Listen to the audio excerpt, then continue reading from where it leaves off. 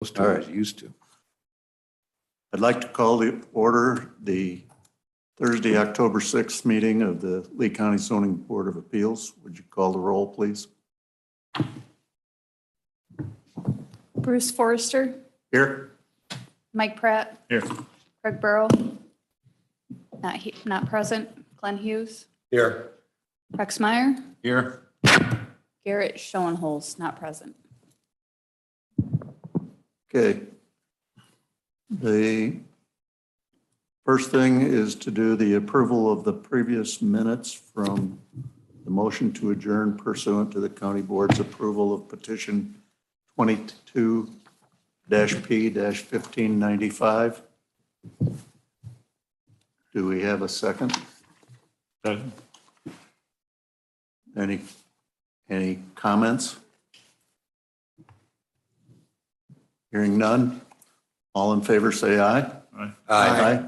All opposed? Motion carries. And Mr. Burrow has now joined us. Second thing we have is old business, and that's a continuance of the petition 22-P-1593 Lee County Zoning Office Permanent Parcel Number 19-22-05-400-006 in South Sublet Township. The Lee County Zoning Office is asking for a revocation of the special use permit pursuant to 10-2D-3 of the Lee County Code. This is the petition regarding the revocation of special use for the turbine known as Adam. As we have heard from Mr. Pappage, as well as his attorney Courtney Kennedy, that this matter is involved in a lawsuit. I would be asking this board to proceed with scheduling this for a hearing at this time, given the length that the court case could take. So instead of waiting for that to resolve, I would like to proceed. I have no objection to setting it for a hearing.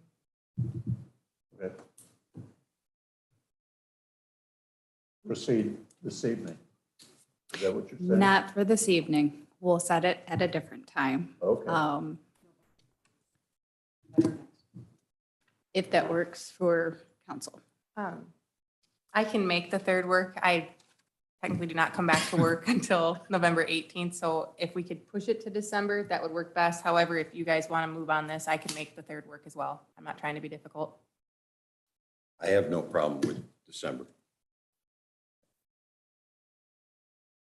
Anybody want to make a motion to move it to December?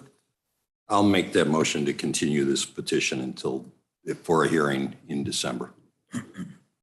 Second. We have a motion and a second. Is there any discussion? Hearing none. All in favor, say aye. Aye. All opposed? Motion carries. Second point of old business is continued petition number 22-P-1594, the Lee County Zoning Office Permanent Parcel Number 19-22-08-200-002, formerly known as part of permanent parcel number 19-22-08-200-002 in Sublet Township. The Lee County Zoning Office is asking for a revocation of the special use permit pursuant to 10-2D-3 of the Lee County Code. This petition is related to the revocation of special use permit for a hotel conference center. It is also owned by FPC Services or the Pappages. A proposed agreement has been provided to their council. It is currently pending and we're waiting for a response. However, in an effort to keep things moving, I would too like to set this for hearing in December as well. I would make that motion that we continue this petition for hearing in December, at our regular meeting in December. Second. We have a motion and a second. Any discussion? Hearing none. All in favor, say aye. Aye. All opposed? Motion carries. Have we approved the minutes, Bruce? Have we approved the minutes from last month? Yes. Okay, sorry. Rex, do you disagree? I don't remember doing it. I That was the I first heard thing we that did. we, That was the first thing I did was Craig interrupted the meeting because he came in late and he was sitting down and you were probably looking at him. okay, if I can go back then real quick. Who made that motion to approve the minutes?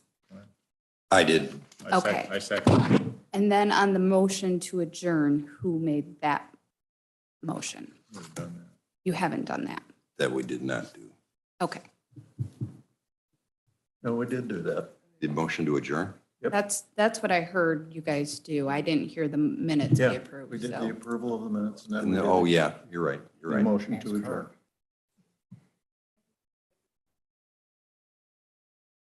Yeah, tell her if you want to look back.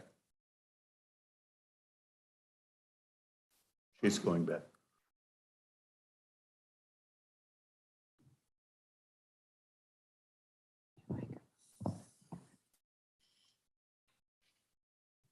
I may have done that as well. He said I may have done that. I think you did.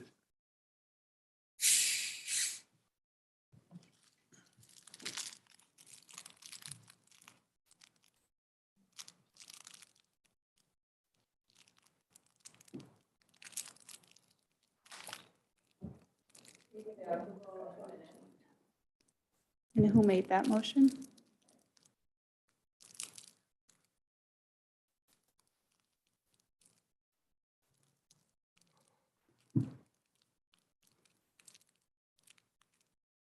The motion was by me, but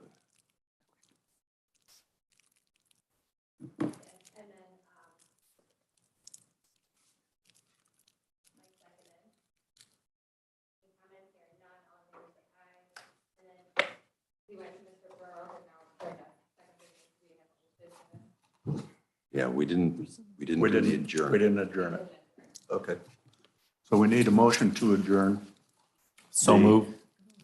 The motion to adjourn pursuant to the county board's approval of petition 22-P-1595. Second. We have a motion and a second. Is there any discussion? Hearing none. All in favor, say aye. Aye. All opposed? Motion carries. The next matter of business is I open the public hearing as to the beginning tonight of One Energy Development LLC's second amended petition 22-P-1597 to construct and operate a solar energy system here in Lee County. I also open the public hearing as to Summit Ridge 1 and 1A LLC's petitions, number 22-P-1598 and 1599 for special uses to construct and operate solar energy systems here in Lee County, but recess those hearings until November 1st, 2022, beginning at 7 o'clock here in the former courtroom of the third floor of the Lee County Courthouse. First, however, under our rules of procedure, this body is authorized to engage the services of an independent contracted facilitator to provide us process and conduct these three proceedings. I will now entertain a motion to engage Judge Tim Slavin as our facilitator for the evidentiary, public comment, and fact findings and recommendation phases of the hearings. So move. Second. We have a motion and a second. All in favor, say aye. Aye. All opposed? Motion carries. I now turn conduct of the hearing over to the facilitator. Thank you, Mr. Chairman, members of the Lee County ZBA. Before I give my usual opening presentation, I caught something Mr. Forster said, and I know he read what was available to him. We had a discussion off the record, just sort of informally before the meeting started, about meeting times. Mr. Forster just said 7 o'clock on November 1st, and there was some debate one time whether November first started 6 o'clock or 7 o'clock. I don't care. Let's get a consensus and move forward. Who's for 7 o'clock? Let me. 6 o'clock. Well, it's tied at 1-1. Discussion. Well, we always kind of, I had the impression that we would change with the time, when the time changed back and forth. You know, when the daylight savings time changed, we would go to 6 o'clock. Oh, isn't that pretty close to November 1st? Right, yeah, so, you know, I lose my argument. Oh. If that's what the policy is, which I think is a good policy, then I lose my argument. Anybody else? Okay, let's recess the Summit Ridge 1 and 1A until November 1st, but it's 6 o'clock. 6 o'clock. That's fine. Okay, very good. Welcome, good evening, everyone. I hope that everyone is healthy, remaining safe. My name is Tim Slavin. I'm a retired circuit judge engaged as an independent contractor to what is called facilitate this hearing. I have no adjudicatory responsibilities. I am not for or against any particular position. I am a neutral. I am here, hopefully, to add some process, organization, efficiency, and flow to these proceedings. This is indeed One Energy Develop LLC's petition, Lee County number 21P1597, for a special use permit to develop a proposed solar energy system, the acronym for which is SES, in, I think, Franklin Grove Township here in Lee County.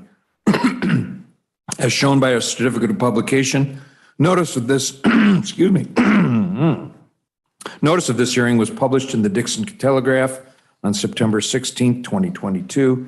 Mailed notices to adjoining property owners within 1,000 feet of the proposed project were also sent by USPS certified mail delivery. First of all, hoping you understand, some portion of tonight, what remains of tonight's Zoning Board of Appeals session, will probably be taken up by organizational matters as we set some ground rules, do some preliminary scheduling, and quite frankly, work through the technical and practical protocols we have planned to accommodate everyone, but keeping you all reasonably safe at the same time. Initially, as opposed to the last almost 2 years of hearings, there are no longer any COVID-related masking or social distancing requirements. That does not mean any of us should not be sensitive to possible risks to our friends, neighbors, and fellow attendees. As such, I simply encourage all to maintain distances when practical and certainly be respectful of others' desires to do so. I hope all this helps everyone feel medically comfortable. If not, one can also participate from your or other remote location on the Zoom platform, or while not being able to participate, one can watch and listen to us on YouTube.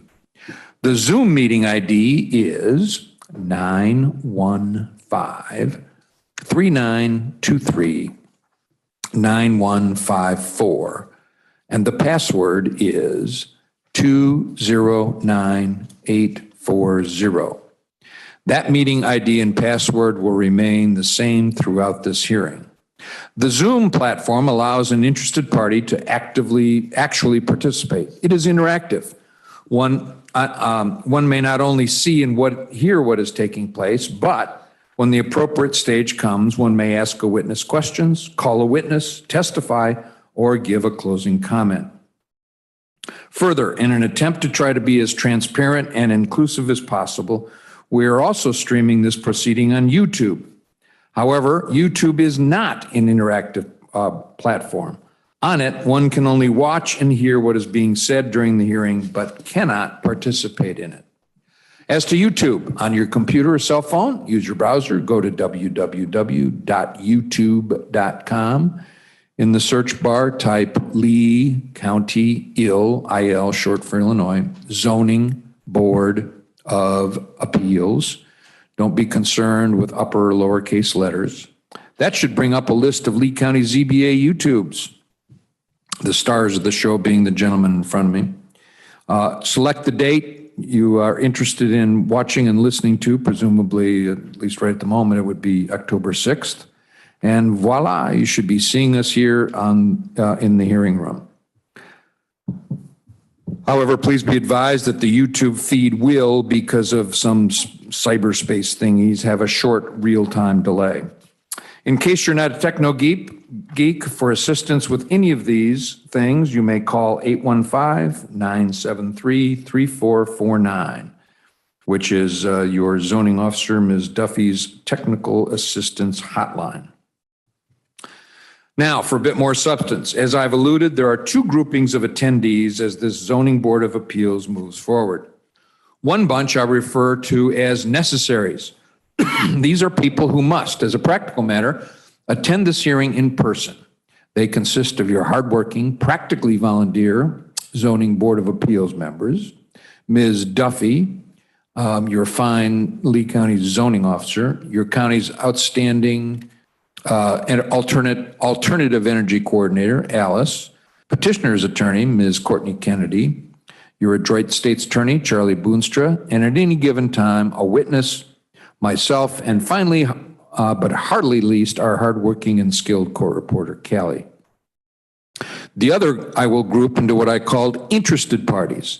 These are those of you folks who are with us either in building or more remotely on Zoom or YouTube because you simply want to observe your county government at work, or beyond that, you have a particular interest in these proceedings.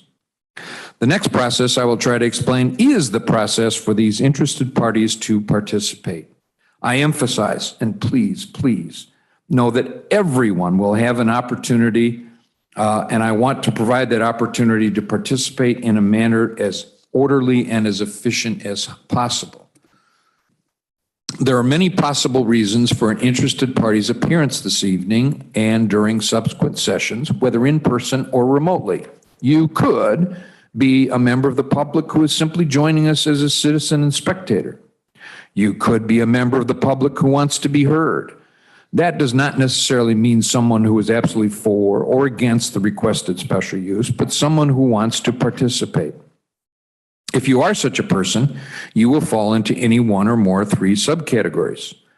Number one, you want to give testimony. This means that you desire, under oath, to have you or a witness of your calling testify to facts relevant to the board's eventual decision. Such is not the time to describe your feelings or announce your opinion, but to aver facts, and you are subject to cross-examination. Everyone wishing to testify will be given one opportunity to do so. The second reason you could be here as an interested party is you want to be able to cross-examine witnesses. But please, that is just the time to ask questions of a particular witness, not to argue with him or her. Everyone wishing to cross-examine will be given one opportunity to cross-examine each and every witness. Third reason, you want to make a closing argument or public comment. That is your opportunity to give a speech, to tell the board how you feel or give them your opinion based on the facts adduced during the whole hearing process as to what their decision should be. During this closing statement or speech stage, one cannot allege new facts. When you think about it, the reason for simple. The two most important parts of adducing the truth of matters at a hearing are missing at that point. A person is not under oath, nor is that person subject to cross-examination. Everyone wishing to give a closing statement or comment will be given one opportunity to do so. For those of you joining us on Zoom, whether it's this evening or in the future, that interactive software allows an interested party to indicate a desire when the time comes to ask questions of a witness, to present one's own witness, to testify oneself, or to give a closing statement or make a public comment. So, when I indicate that the time has come to begin one of those interested party stages, I will ask for participation from the Zoomers, sort of like boomers, but not quite, whether here in the old courthouse or a remote location. If one is video conferencing on the Zoom platform, one simply clicks on the icon at the bottom center of the Zoom screen labeled Participants. And from the options that then appear, click Raise Hand. If one is remotely teleconferencing, in other words, not using video but on your cell phone, while remaining connected, hit the star or asterisk symbol, and then the Arabic numeral 9 on your phone. Either way, we should see any raised hands, and I will call on each raised hand. However, I won't be able to do so on a first raised, first come basis, so calling on the raised hands will probably be by randomly referring to the name, email address, or last 4 digits of a phone number that appear on our display here in the hearing room. Also, written communication sent in advance of this hearing or any written material intended as something for the board to consider is subject to Board Rule Article 5, Section 12, that 8 copies be provided. Any communications received that do not comply with this requirement may not be considered by the board. I will now review the chronological progress of the hearing. I know that the narration that follows is really boring and really tedious, but please, reciting it is for everyone to help you feel comfortable and not worried that you will not have a fair and complete opportunity to participate, but at the same time to alert you when the 3 distinct opportunity forms of participation will present. The applicant has the burden of initially going forward. Accordingly, its agent or attorney may first make opening remarks. Then the applicant presents evidence, 1 witness or document at a time. I will place each witness under oath or affirmation. After each applicant witness, the state's attorney, the zoning officers, members of the ZBA first, maybe myself, and then interested parties, both on-site and remote, have the opportunity to cross-examine. But please, that is the time only for questions directed to the witness who is under oath testifying. After the applicant's evidence, the zoning officer has the opportunity to present witnesses and documents. I will place each of her witnesses under oath or affirmation. After any zoning officer witness, first the petitioner, then the state's attorney, members of the ZBA, and then interested parties, both on-site and remote, have the opportunity to cross-examine. And once again, please, this is just the time for questions. After the applicant and zoning officer have presented their respective evidence, then interested parties may present evidence, 1 witness, including themselves, or document at a time. I will place each of them under oath or affirmation. After each interested party witness testifies, then the applicant, the state's attorney, the zoning officer, members of the ZBA, and other interested parties have the opportunity to cross-examine that interested party witness. Finally, the applicant is given the initial opportunity for closing remarks, and then any interested parties will be given the opportunity for their closing statements or comments. All of this is simply a process designed to give all a chance to be heard in a thorough but orderly fashion. There are some minor sub-rules, after which I promise I will be finished boring you. Each session has a time limit under the zoning board's rules of 2.5 hours. However, we certainly don't want to cut off anybody right in the middle of something, so I will certainly make a reasonable effort to let someone finish a particular stage when the time limit has been reached, or if there is very little time remaining at the end of a stage, I may simply continue the session rather than starting on another stage. I also have, for everyone's benefit, the discretion to call for short recesses. Under the zoning board's rules, I have the duty to rule on the admissibility of evidence. While the strict judicial rules of evidence do not apply, I will exercise some equitable control of what is being presented with or without an objection. We do and will continue to have a court reporter here taking down what is said during the proceedings. I ask all to be mindful of her job. She cannot take down 2 people talking at once. She can't take down nodding heads or gestures. And while I know she is very skilled, there is a limit to how fast a person can talk, including me, and expect her to keep up. I do ask for civility and decorum. This is certainly a public forum, but please be respectful of all who consider it important enough to be here. I ask to refrain from displays of approval or disapproval. And as now with all public gatherings, I request that you either turn your cell phone off or at least put it on silent. Lastly, your Zoning Board of Appeals, these fine, hardworking, and practically volunteer gentlemen, act as finders of fact, much akin to a jury. In that role, their decisions during the last stage of the proceeding, findings of fact and recommendations, are based on the sworn testimony, admitted exhibits, and closing statements they received during the hearing process. They are your friends, neighbors, and fellow citizens of Lee County. So please appreciate and respect their role as we move through the days ahead. I ask that you not put them in a compromised position by lobbying them or having extra hearing conversations or correspondence until the entire hearing, including their decisions, have been completed. In fact, they have been instructed to avoid these appearances of impropriety by politely telling an interested party something like, "I am sorry, but I'm not allowed to discuss the matter until the ZBA's work of finding facts and making recommendations is completed." Thank you for your kind understanding in all of these regards, and I look forward to working with everyone. All right, the hearing will begin. Ms. Kennedy, on behalf of the petitioner, do you have any opening remarks you would like to make?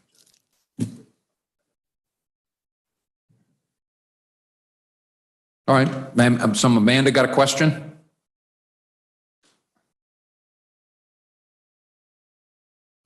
Amanda?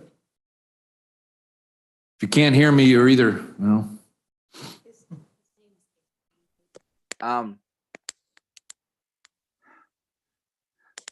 No,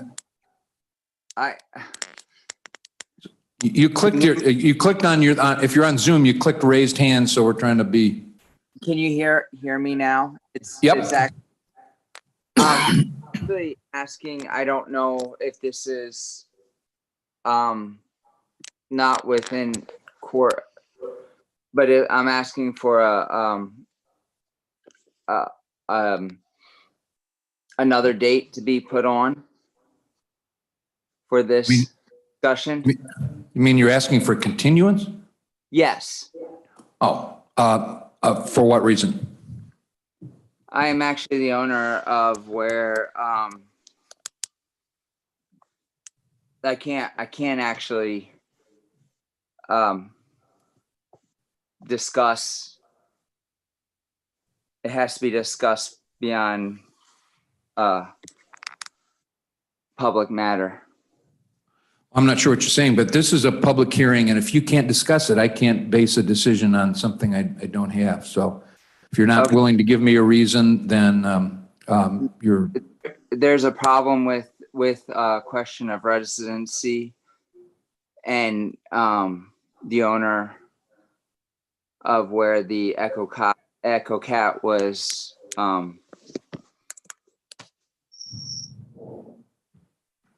If there's a question, you can certainly ask witnesses questions when the time comes. okay, but I'm the owner and I would never approved it.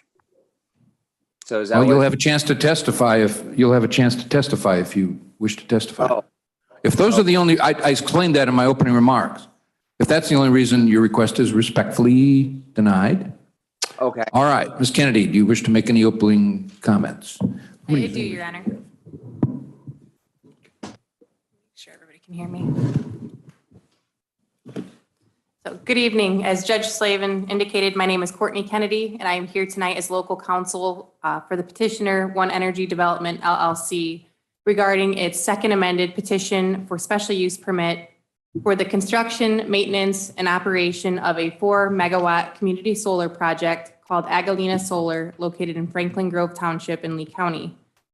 Now, I would be remiss if I didn't acknowledge on the record this county's, and most particularly this zoning board of appeals, experience both with utility scale solar projects and community solar projects. In fact, I believe this phrase succinctly, though probably not eloquently, describes your experience. This ain't your first rodeo. And while it might seem duplicative or repetitive to you, I would like to note that it is the petitioner's burden to prove to you, the ZBA, through evidence and testimony presented throughout the course of this hearing process, that the project as proposed meets the Lee County Ordinance regulating solar energy systems, and I'll refer to this throughout the course of this hearing as the solar ordinance, and that also that the project meets the general requirements for the issuance of a special use permit. And to that end, for its case in chief, the petitioner plans to call one witness. that is Forrest Hauk, on behalf of One Energy Development. Now, Mr. Hauk will provide you with a general overview of the project, including the size and scope of the project, the anticipated construction timeline, and the benefits that will flow from the siting of this project.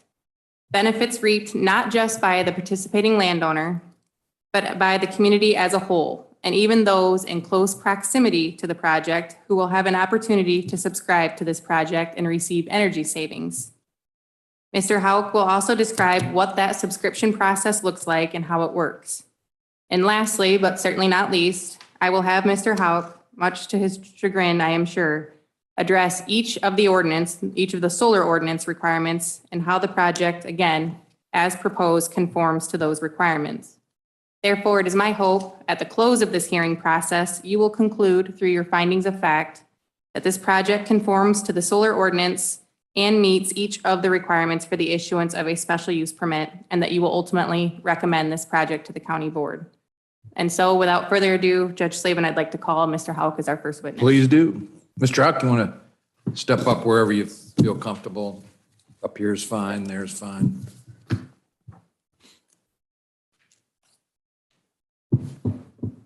Raise your right hand, please. Do you solemnly swear or affirm the testimony you're about to give will be the truth, whole truth, and nothing but the truth?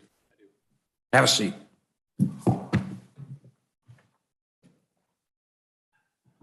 And Judge, as a housekeeping matter, I have an affidavit of service, a certificate of publication, and the proof of service for the certified mailings that I would like to tender to zoning administrator.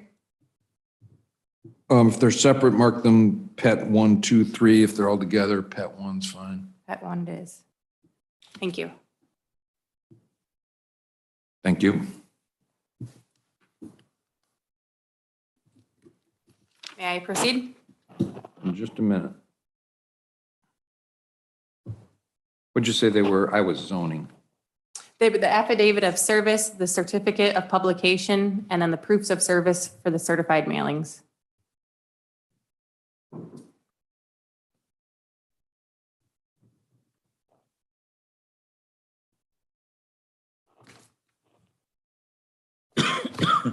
Okay, I'm sorry. Yes, you may inquire. Thank you. Could you please state your name and spell it for the record? Forrest Hauk, Forrest And could you tell us a little bit about your educational background? I received my Bachelor of Science degree from the University of Wisconsin-Madison, go Badgers, and I got my graduate degree in environmental policy at the University of Washington in Seattle. And how are you presently employed? I am employed at One Energy Renewables as an Associate Director of Solar Development in the Midwest. And so as the Associate Director, what does that entail? Project management over a portfolio of projects that we develop and construct across Wisconsin, Illinois, Minnesota, and Iowa. And what is One Energy and what business is it engaged in? One Energy is an independently owned developer and constructing company of utility scale and community style solar projects. Our headquarters is in Seattle, Washington, but our regional office is out of Madison, Wisconsin. And One Energy is the applicant or petitioner in this case, is that correct? That's correct.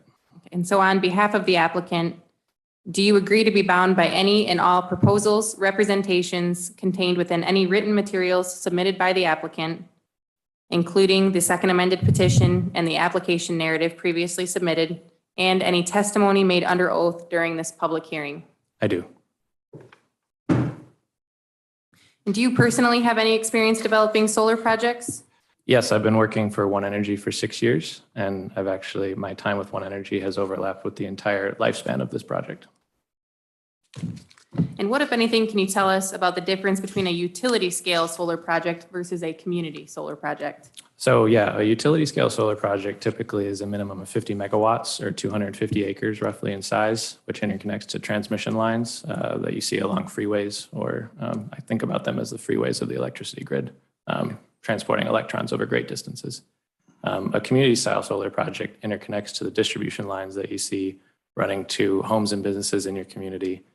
They're owned and operated by an independent utility company, which buys and sells electricity from those transmission level infrastructure. And so does community solar projects allow individuals to participate and subscribe to the project? That's correct. Yeah. What is a program set up by the state of Illinois, a community solar project, allows members of the community to directly subscribe and gain their electricity from the solar project. And in return for that subscription, they receive usually on average a 10% bill credit rate on their monthly utility bill. And are you familiar with the Agalinas solar project? Yes. And how so? So when I started at One Energy in 2015, we had just started into developing projects in the state of Illinois. We signed the lease for Agalinas Solar in 2017, and I've been working with the Sollenberger family off and on, along with my colleagues, Mike Ferguson, who actually, you'll see his name on the EcoCat report. He passed away, unfortunately, during the pandemic, and then my supervisor, Eric Udelhoffen. Can you slow down for my court board just a little? I know it's Yep, hard. Absolutely. And are you familiar with the second amended petition submitted for this project? Yes, And did you assist in the preparation of that? I did.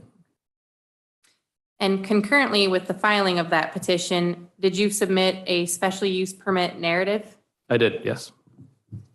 And I'm going to hold this up for you to see. Is this the narrative that you had submitted? That is it, yes.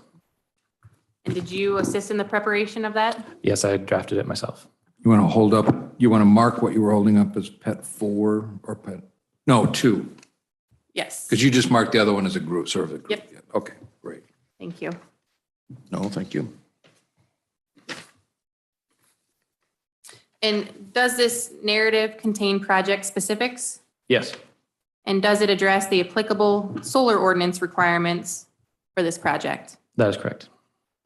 And did you prepare this narrative in anticipation of tonight's hearing? Yes, And do you understand that I may refer to this narrative as the application throughout the course of tonight's hearing? yes.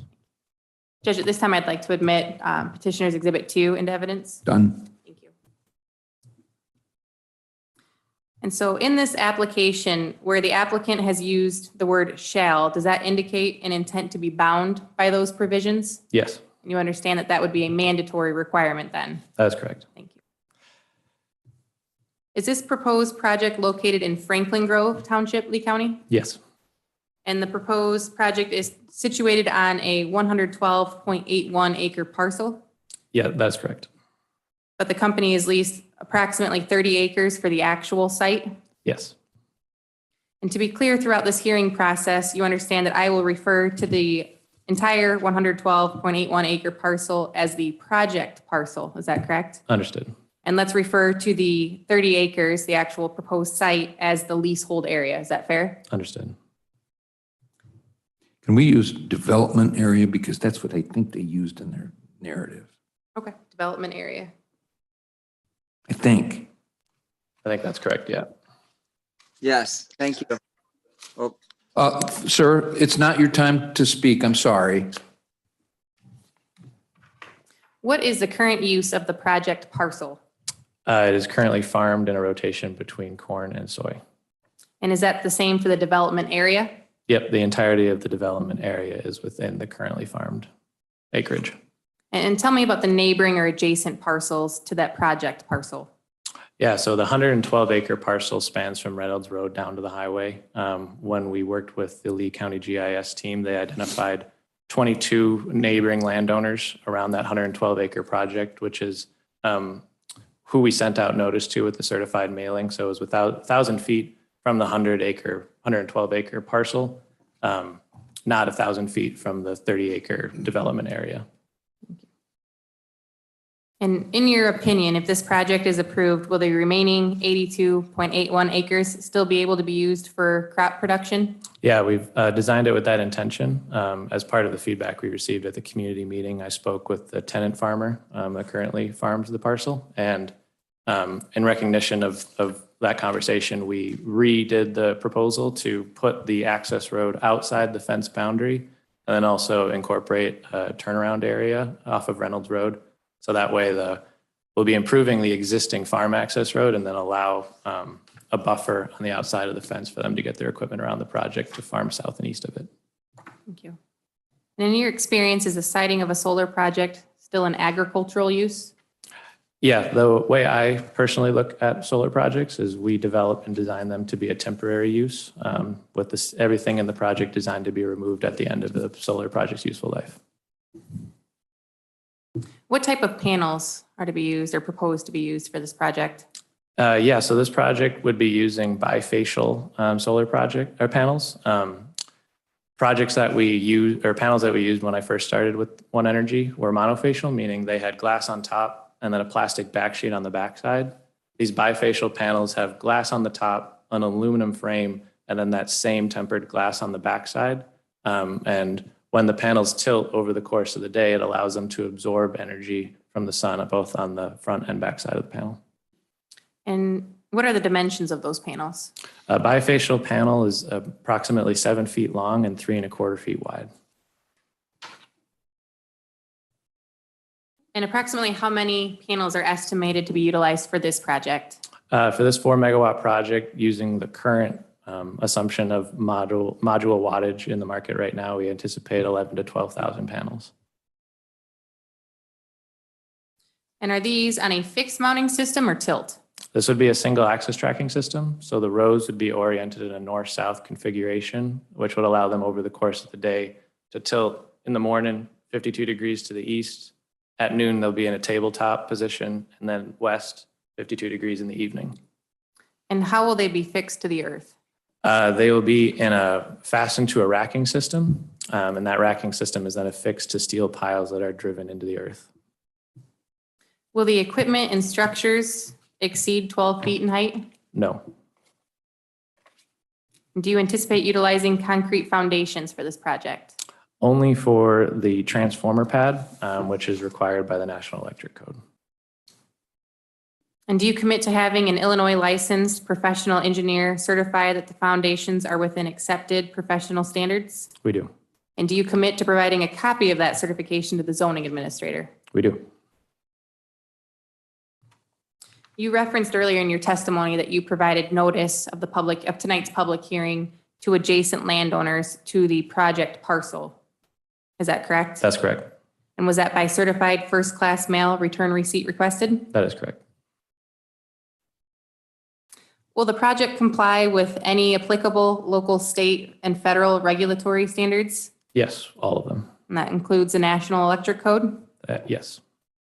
Will all electrical components of the project have an underwriter's laboratories listing? Yes, they'll have a ULI listing. Thank you. Will they be designed with anti-reflective coating? Yes. The power and communication lines running between the banks of the solar panels, will they be buried underground except for the point of interconnection to existing utility-owned above-ground electrical wires? Yeah, that is our preference. I noted in a previous petition that's come across this board that they recommended what's called a cab system, which is a kind of a wire framework that hangs on the underside of the panels and the steel frames. We're open to either, but we do prefer the underground collection system. Tell me about the proposed fencing for this project. One Energy uses woven wire exclusionary fencing, similar to what you'd see around an orchard, 8 feet tall, driven posts, and then the woven wire squares are closer near the bottom and wider on the top.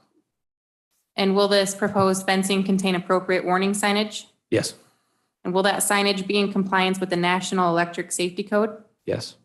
How about the American National Standards for Safety Signs and Colors? Yes. And will the signage be in compliance with OSHA regulations? Yes. And usually when we go to construction to get our building permits, we include an example sheet of all the signage we plan to put on the project as part of that final site plan, and we can supply that to the ZBA. And the zoning administrator And the as zoning well? administrator, yeah. Thank you. And on behalf of the applicant, do you commit to maintaining the fence? Yes.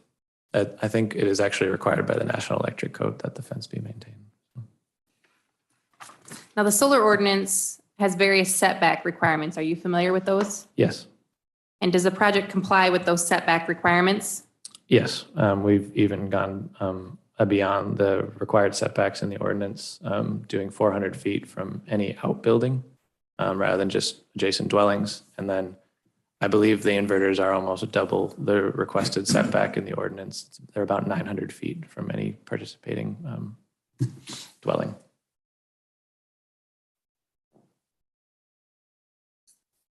And your willingness to exceed those setback requirements, is that the applicant's desire to be a good neighbor? That's what we think the best solar project looks like. And will the proposed fencing for this project comply with the setback requirements contained within the solar ordinance? Yes.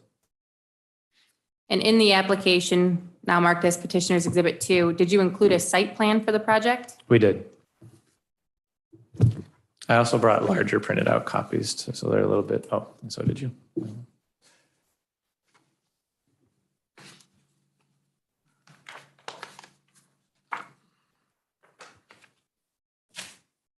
Which I have a larger view of the site plan. I'd like to hand that out Sure. to everyone, if I may.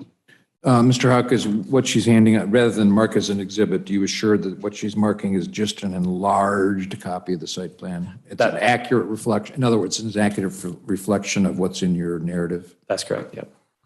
Thank you. I believe it's Exhibit C. No, don't it, just conform to answer the questions. Okay, thanks. Thank you. See, otherwise we deteriorate into roundtable discussion. Gotcha. This is not a meeting, it's a hearing. I was going to ask you, did you supply a magnifying glass to everyone reading the application for the site plan? No.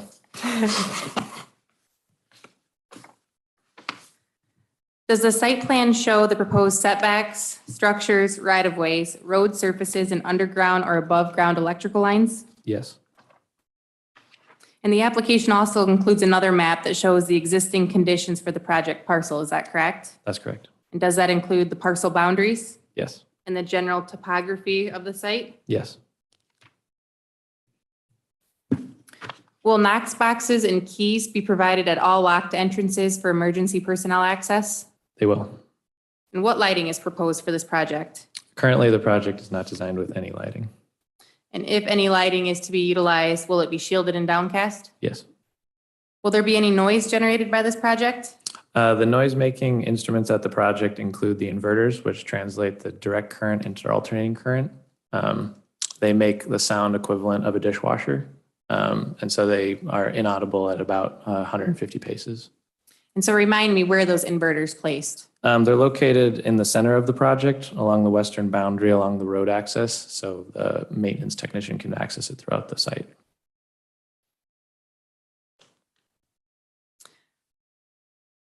And will any noise generated by those inverters comply with the requirements of the Illinois Pollution Control Board? Yes. Is any glare anticipated for this project? No, we ran a glare study with Forge Glare, and it showed that no glare was to be observed by any roadways or neighboring dwellings. Forge Glare reports are FAA certified glare software. And do you recall when that study was run or conducted? We refreshed it as recently as September 29th. Judge, I'd like to hand out the Forge Solar Glare Study, if I may. Yep, I will mark it Exhibit 3. indeed.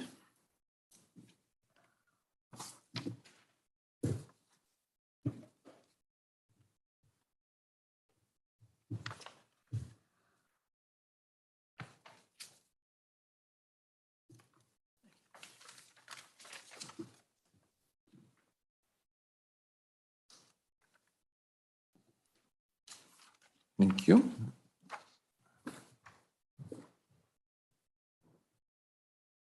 Mr. Huck, by the solar ordinance, you were not required to commission this glare report, is that correct? No, it's just one of our internal standards. And on behalf of the applicant, do you commit to placing all solar collectors in such a manner so as to avoid any concentrated solar glare projecting onto any nearby structures, roadways, and other areas accessible to the public? We do. Thank you. Will the panels generate any heat? So the solar panels are designed to absorb the sun, and they are also designed to remain as cool as possible. Any sort of increase in heat would lead to a decrease of efficiency of the panels generating electricity. They're also elevated 6 feet above the ground.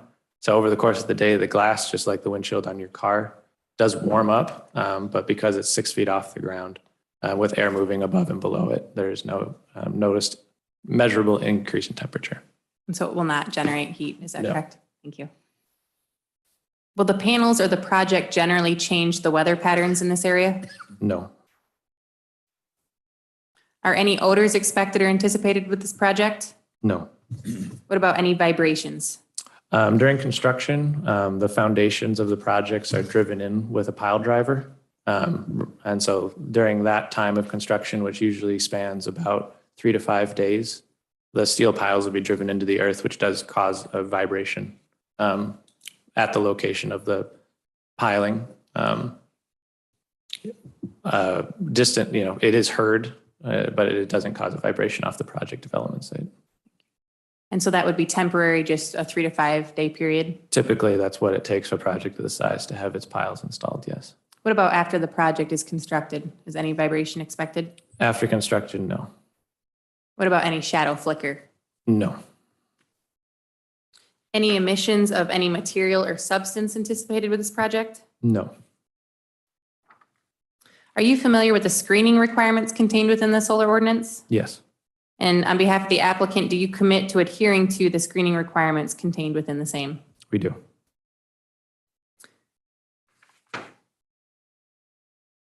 Could I ask a question? Nope. Okay. I'm going to jump back to the signage real quick. Will the signage contain the facility's 911 address Yes. and a 24-hour emergency contact number? Yes. Thank you. Is there any outdoor storage anticipated for this project? No.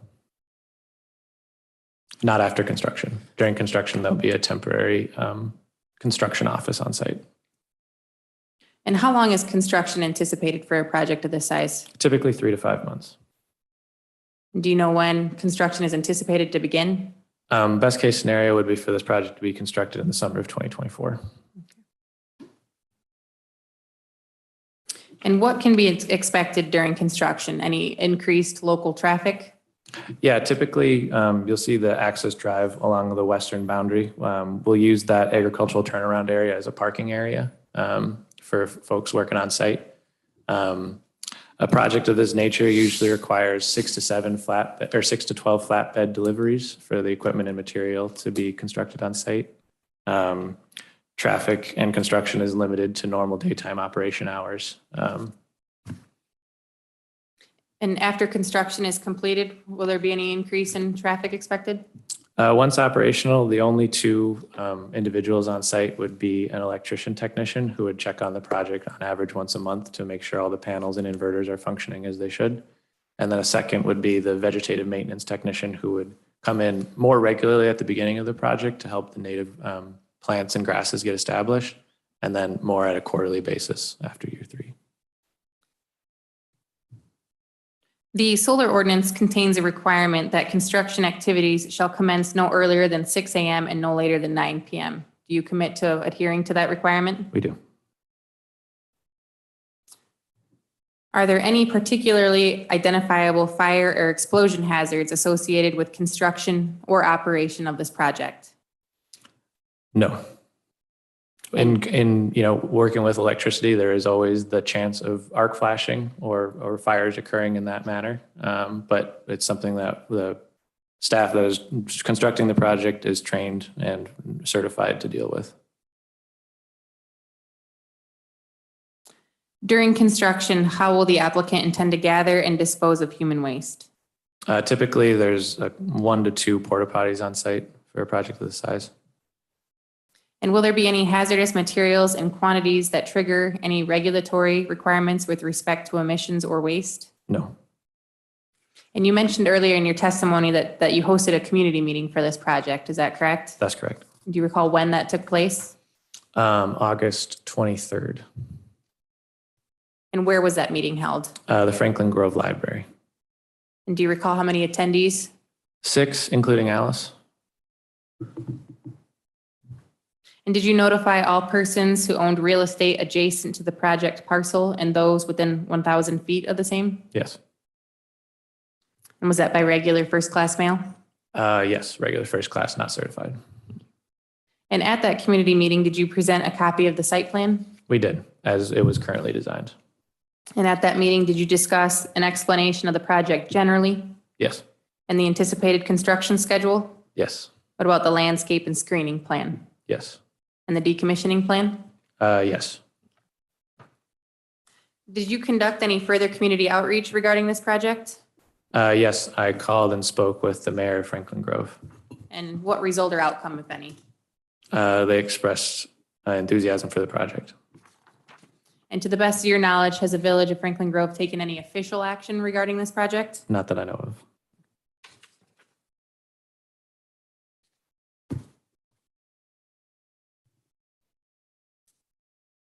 Have you had any discussions with the participating landowner regarding this project? Yes, many. And who, let me back up, who is the participating landowner? Mary Sollenberger, the Sollenberger family.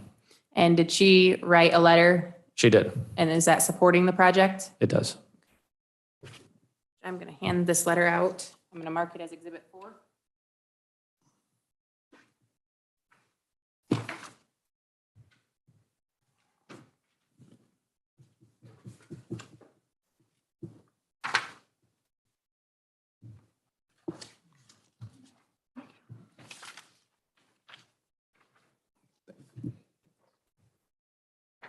Thank you.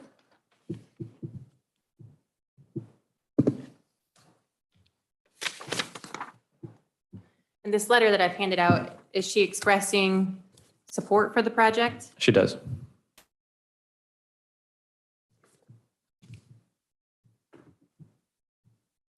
What, if anything, can you tell me about the project's effect on the character of the neighborhood? So in addition to the agricultural style fencing, One Energy designs its projects to be congruent with agricultural landscapes, including, going beyond required setbacks, putting in vegetative screening beyond what we interpret the solar ordinance to require, and ultimately designing a project that utilizes previously tilled agriculture and transitions it into a 30-acre parcel, 30-acre development area that would remain untilled and planted with native pollinators that would restore the soil over the lifespan of the project. Do you believe that this project will bring any benefits to the local community? Yes, I do. And what would those benefits be? Yeah, so as I will kind of cover in my PowerPoint later, the three benefits that this project of this nature brings to the community is, first, it offers an opportunity for local residents to subscribe to the project and receive a bill credit, which I already mentioned as a community solar program project. Second, putting generation closer to load increases the overall resiliency of the grid. There was just a story in CNN the other day about a community with a community solar project in Florida that was able to maintain power through the recent hurricane that came ashore there. And then third, this project brings an increase to the local community tax base and an opportunity for local employment when under construction.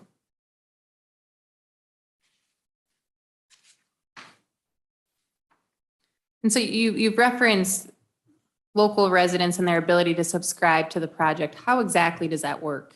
Yeah, so the state of Illinois has set up a community solar program, which allows developers like One Energy to develop and construct these projects, sell the electricity to the local utility, in this case, ComEd, around and sell that electricity to customers that volunteer to subscribe to the project.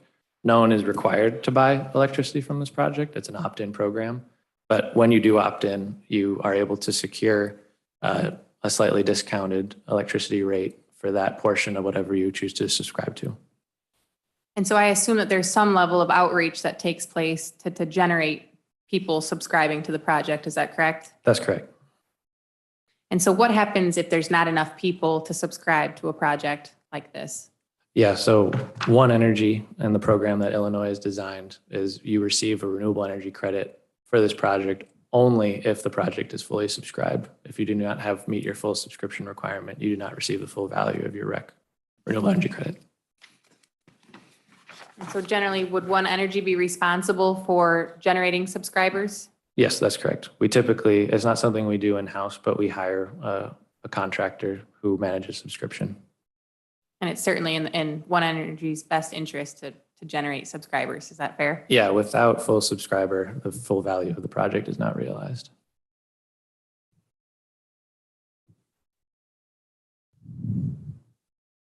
What is the project's effect, if any, on the surrounding properties? There's been many peer-reviewed studies across the United States that shows that solar project does not have an impact on property values. There's been research done in Rhode Island, Vermont, Michigan. A group called Cohn-Resnick did a review of the first solar projects that were built back in 2016 in Illinois. And then there's also most recently a county assessor we worked with in Chisago County released a study that they completed in-house within the county and showed that they are the highest penetration of community solar projects in Minnesota in Chisago County. And they did not show any impact on house resale value in or around the solar projects. And aside what you mentioned earlier about construction, do you think the project will have any effect on local traffic conditions? During construction, there will be typically a project like this requires on average 20 to 40 people on site maximum. That's when the panels are being installed. Just a lot of hands. But that would be the peak traffic condition of this project. Once constructed, there would be one visitor on a monthly basis. And I missed that number. Did you say 20 to 40 people during construction? Yeah, a ballpark figure. I guess I don't really want to commit to that, I guess. And in your opinion, would there be some secondary or ancillary benefits to having that number of people in the area? Yeah, typically One Energy contracts, the best pricing that we can usually get when we construct a project for things like grading and cement pour padding is usually folks locally. And so there's the benefit of contracting locally to do some of the work within this project, civil work mostly. And then in addition to that, folks who work on the project stay and eat, within the community and provide an opportunity for revenue within the community when the construction is occurring. And in your opinion, will a project of this size have any effect on the local environment? In my opinion, no. If anything, I would make the argument that a project like this would improve the environmental stance of that 30 acres. Like I mentioned before, letting the soil rest with deep-rooted native plants over 30 years, and then it can return to agricultural use after the project completes its life cycle. And did you initiate an EcoCat consultation? We did in 2018. And what was the result? No species or habitats were identified on the project parcel. And did you include that response from the Illinois Department of Natural Resources in your application as Exhibit G on page 19? We did. And I want to direct your attention to that exhibit, if you will. Excuse me.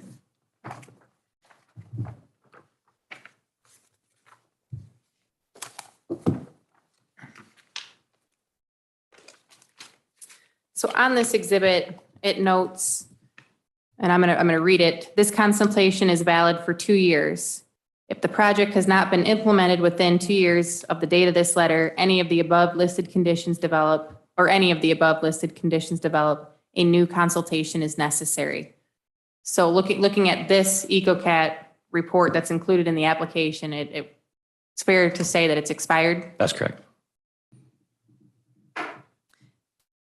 Do you commit to providing an updated EcoCat report to the zoning administrator prior to applying for a building permit? We do. And are you requesting that this zoning board of appeals make that a condition in their findings of fact? That would be our request. And now looking at this exhibit at the top where it notes project, it has a project name that is not Agalena Solar. Is that correct? That's correct. Yeah, it's Heliopsis, and the project name has changed since we did this report, but it is specific to this parcel number. Okay.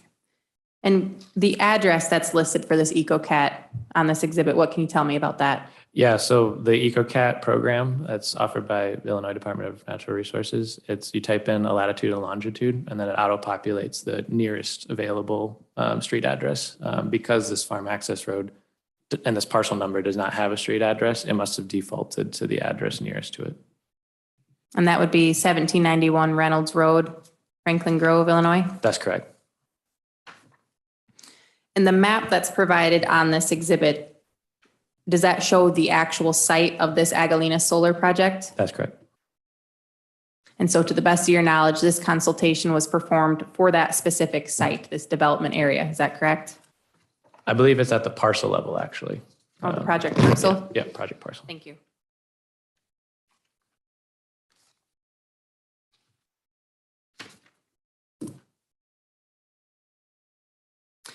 Did you have the Illinois Department of Natural Resources check for wetlands through their EcoCat system? The EcoCat system actually does not screen for wetlands. We instead had an independent contractor do a level 1 wetland delineation of the site. And what was the outcome of that? According to level 1, no wetlands were found. We do commit to doing a level 2 wetland delineation, which includes an on-site surveyor prior to going to construction. And so if this zoning board of appeals recommends this project, you're willing to have that be a condition of this project? That's correct. And that would be committing to a level 2 on-site wetland study? That's correct. Thank you. And would you be willing to provide the results of that study to the zoning administrator? We would.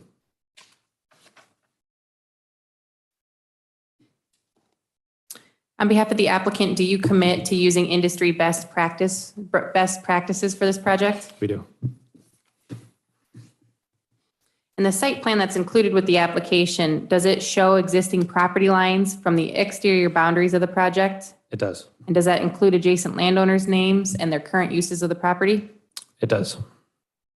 And does that site plan show existing public and private roads? It does. Does it include the widths of the road and any easements? It does. Now, the site plan does not show the existing vegetation, is that correct? It does not. And why doesn't it? The entirety of the parcel is currently farmed in soybeans. And what, if anything, can you tell me about the existing vegetation of the development area? So yeah, the 30 acres that we specified in the development acres in the development area is limited to area that is already being tilled and farmed. It does not include any area that's currently in CRP that the landowner has along the irrigation ditch to the west, nor does it have any access, any area that is currently not tilled.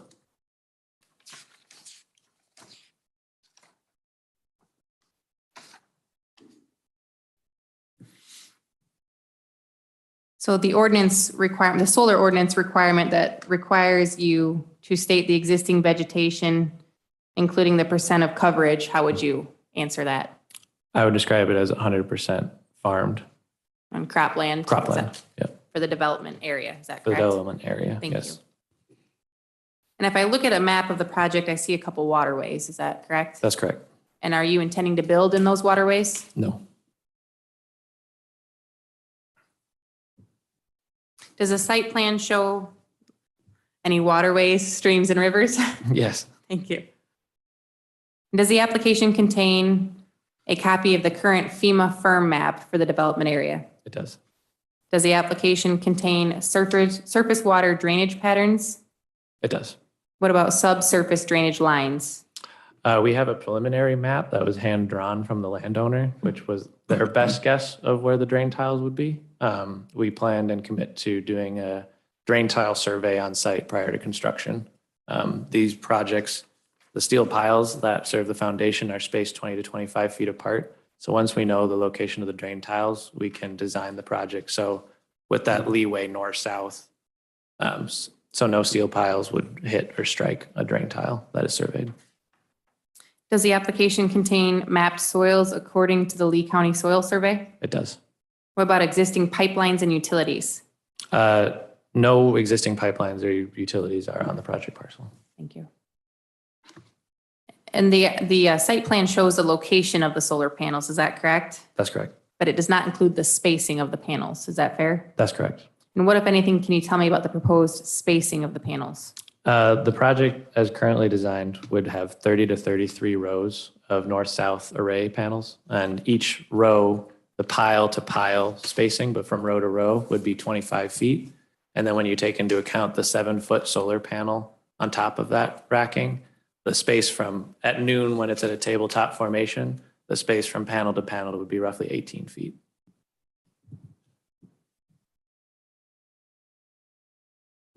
Does the application include the planned location of the access roads and access points? It does. What about the planned location, height, and fencing materials of all fencing proposed? It does. In the application narrative. What about the planned location of lines connecting the project to a building, substation, or other electric load? The underground medium voltage lines are shown in red on the site plan that would interconnect to the existing distribution line running along the north side of Reynolds Road. And does it include planned new electrical equipment other than at the existing building or substation that is to be the connection point for the project? There would be outside of the point of interconnection and the poles connecting to the existing distribution line, there would be no additional electrical infrastructure needed. And do you commit on behalf of the applicant to adhere to the agricultural impact mitigation agreement requirements for weed control? We do. If we do not follow all rules within the AMA, we cannot participate in the Illinois Community Solar Shines program. Thank you. Did you provide a landscaping plan with the application? We did, and we commit to hiring a landscape architect to design the visual buffer and the seed mix for within the development area. And when that design is completed, do you commit to providing a copy of that to the zoning administrator? We do. Thank you. Now, you have not submitted manufacturer specifications with the application, is that correct? That's correct. And why is that? With an anticipated construction in 2024, we weren't comfortable committing to a specific make or model of a panel, not knowing what would be available, or, we didn't want to put incorrect information in the application.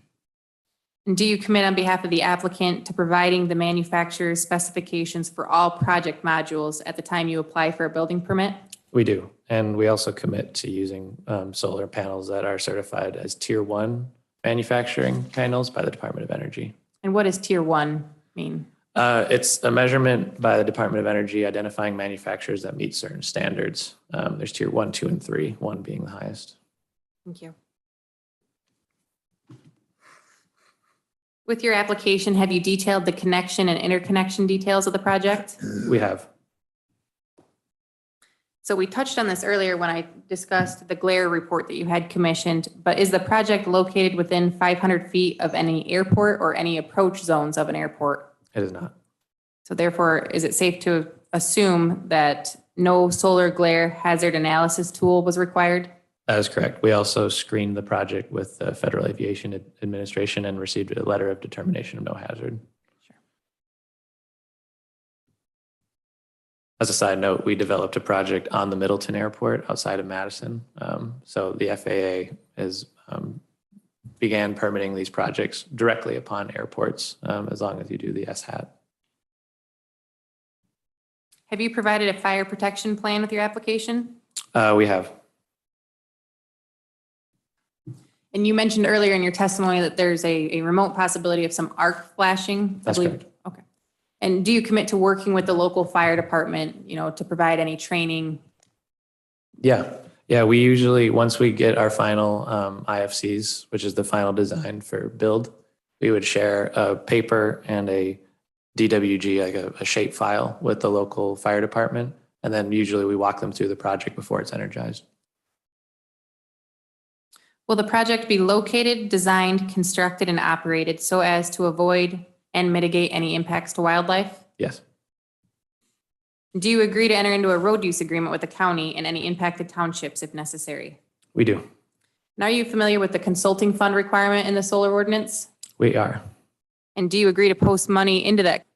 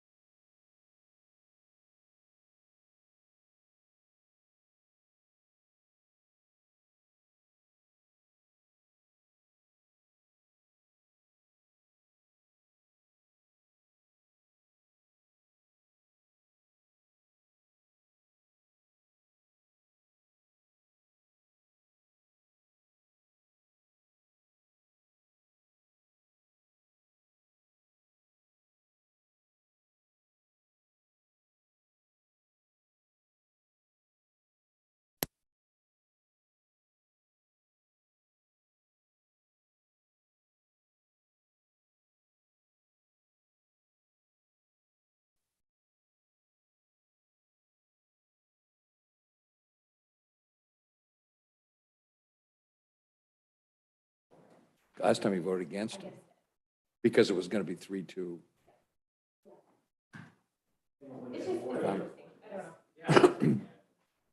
Connie. Yeah, it'll be a 3-ring circus. There were about, what? Yeah. Hire Rick Porter. Oh, Jesus, Mary and Joseph. Test.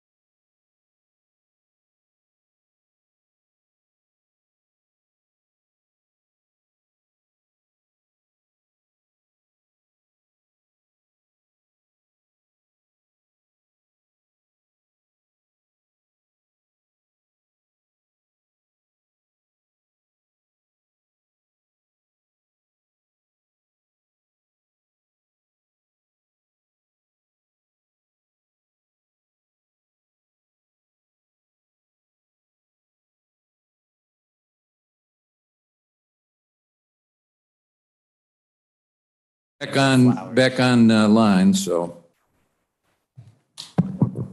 First of all, I'll call us out of recess and apologize to any folks who were remotely with us. We had a technical glitch, which Jonathan, our IT expert, showed why he's paid the big bucks. He performed under pressure and got us back online on Zoom and presumably YouTube. So, Ms. Kennedy, you may continue to inquire. Thank you. Oh, excuse me.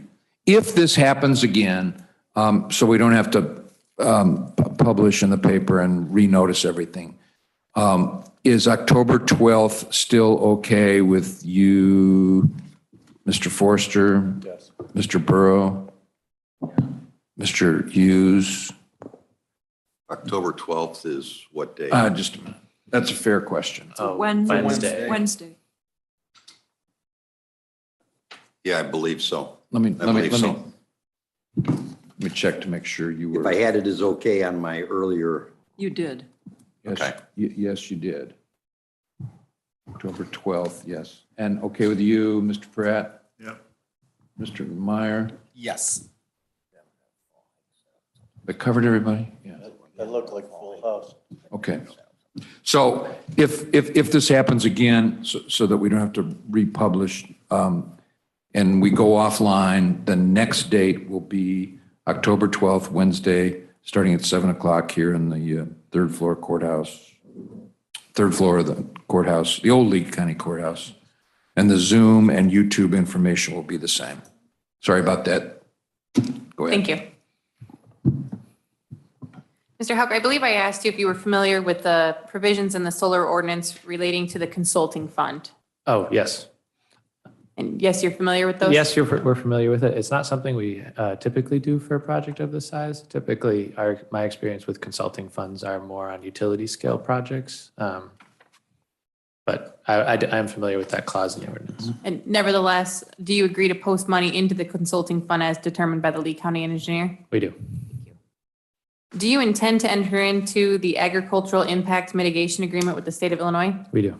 And do you intend to abide by the terms of that agreement? We do. And like you mentioned earlier, your compliance with the terms of that agreement is conditioned on what? It is a requirement to be part of the community solar program in Illinois. Thank you. With respect to the ordinance provisions governing stormwater management, retention of topsoil, and minimized disturbance to prime farmland, do you agree to abide by all of the requirements as set forth in the solar ordinance? We do. And our application included a soil compaction and erosion mitigation plan as part of the appendix. Thank you. Do you commit to repairing and restoring all drainage tiles damaged during construction, operation, and deconstruction of the project? We do. As I mentioned before, we plan to and commit to surveying the drain tiles, but no drain tile survey is bulletproof. So if there is a drain tile that goes unsurveyed and we strike it with construction, we commit to repairing it. And does that commitment to repair and restore them include to the same or better condition as to when construction began? We do. Do you agree to reach out to all local drainage districts prior to construction to ensure that the applicable drainage districts are located? We do. Will there be any communication interference associated with this project? No. And do you agree to abide by the operational standard conditions as set forth in the solar ordinance? We do. How about the repowering provisions We do. and the decommissioning requirements as well? Yep, we commit to those, and our application narrative included a decommissioning plan where we commit to the requirements set forth in the ordinance. Thank you. Do you agree to carry general liability insurance as set forth in the ordinance? We do. Will there be any electromagnetic fields created by the operation of this project? Any equipment that generates or transforms electricity, such as the inverter that changes it from DC to AC, does emit electromagnetic frequency. It's a kind of like even a battery or anything with a current. But the reason we cite the inverters where we do, and we also applaud the setback ordinance, is that footprint of that electromagnetic field is only a certain number of feet from those pieces of equipment. And that's why we locate them in the center of the project. And so presumably any electromagnetic fields created wouldn't reach any adjacent properties. Is that safe to say? Yeah, they would not leave the development area. Thank you. Is the applicant contemplating the use of battery storage during the operation of this project? No, not for this project. And you testified a few moments ago that the project will not cause any communication interference. What evidence do you have that this is the result? Yeah, we've developed and constructed 25 of these types of projects across the Midwest. Usually, these projects use either a radio frequency for the utility to control them so that they could, if they're doing maintenance on the line, they can turn the project on or off so that they could do that line maintenance. And we've experienced no communication interference with those radio frequency pieces of equipment. Now, if there was a complaint of any such interference, do you, on behalf of the applicant, commit to responding and mitigating the same as required by the ordinance? We do.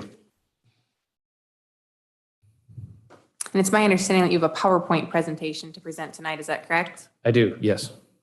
Okay. Would you like to go through that now? Sure. Yep. It should only take me 10 minutes or so. And Judge, just for the record, I'm going to hand out a copy of that. Oh, great. presentation now. Thank you. We'll call that bet 4, 5.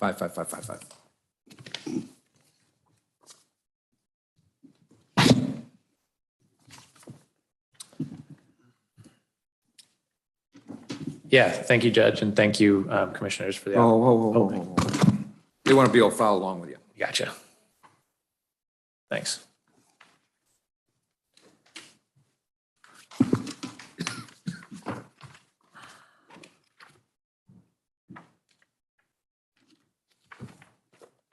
Everyone have a copy? Okay. Okay. Yeah, so thank you, Judge, and thank you, Commissioners, for the opportunity. I think most of the material in this PowerPoint we've already touched on tonight, but I just want to take 10 minutes quickly to go over sort of 3 main points. First, just a general overview of me and One Energy. 2, a brief overview of community solar and how this project would interact with the community solar program here in Illinois. And then 3, finally, going over a few details of the project and how One Energy tries to design our solar project, specifically this one, to be beneficial to Lee County and the community. So on slide 1, you'll see a picture of a project we recently developed in Wisconsin. I included that picture just because it's a similar size project that we're proposing here in Lee County. This is a 3 megawatt solar facility over on the Mississippi River in the state of Wisconsin. And we call that Stromeland. And then going to slide 2, just really quickly about One Energy. We covered most of this already, but we are an independent developer of community style photovoltaic solar projects. Our headquarters is in Madison, Wisconsin, where I live. And we've been working in and around developing solar projects in Illinois going back to 2017. Last year, One Energy completed 9 solar projects in the Midwest, which represented approximately $25 million worth of investment in rural communities in Buffalo, Oneida, and Jackson counties.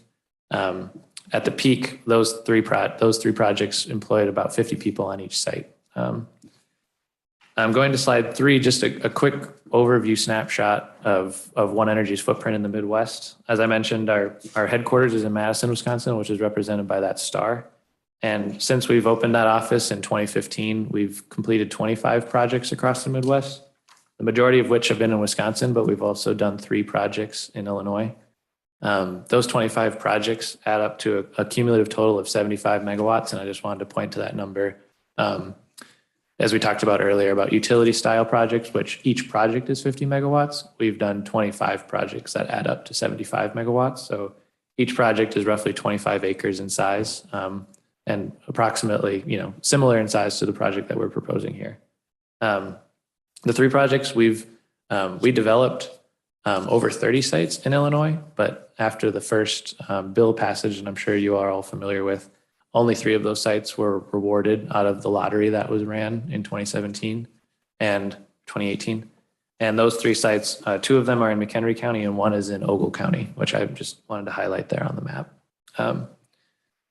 Going to slide 4, One Energy, and what I'm here to do tonight is just talk about why we believe solar is a great product for the state of Illinois. We design our projects to be compatible with agricultural landscapes, and they also provide supplemental incomes for the community, for the families that farm that land.